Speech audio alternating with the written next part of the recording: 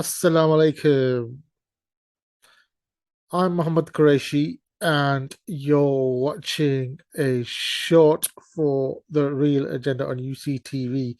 Now, I've just been looking into what's going on in Qatar regarding all this human rights claims and migrant workers working for cheap and not working under safe conditions, and what the hell is going on there, and what have you, and then the values of the country and being imposed on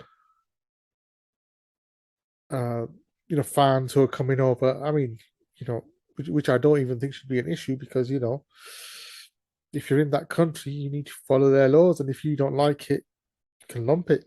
So, but that aside, um we had a lot of issues regarding these so-called migrant workers on very cheap labor, and some dying there or having accidents and things like that.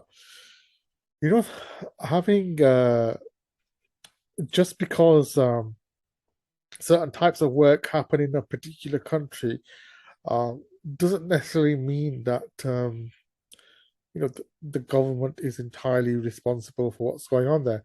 Obviously, if the regulations in that country allow for such a thing to occur, that is an issue, and obviously there is issue of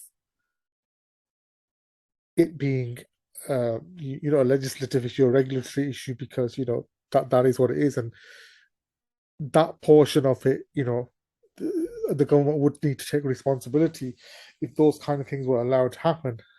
But what I'm getting at is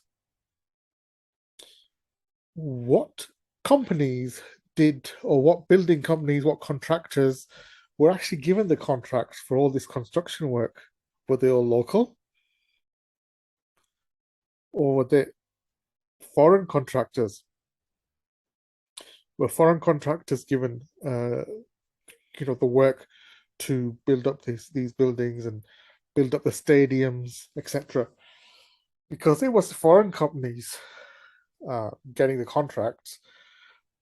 What I understand is that we've definitely had, even within that mix, uh, for sure, or even reported on mainstream media, we even had British architects just coming out and winning the best designs for these stadiums. At least a couple of them were clearly by British architects. But what of that? And if they're designing it, if there's construction companies behind that, I mean, what the hell is going on?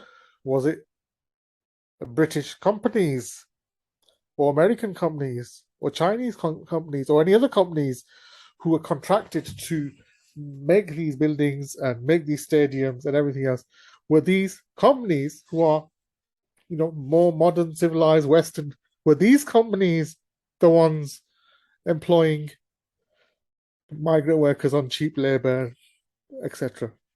Because surely these companies pay, have their responsibility too. So the question is, what the hell were these foreign companies doing, employing cheap migrant labor in Qatar? Something to think about. Over and out.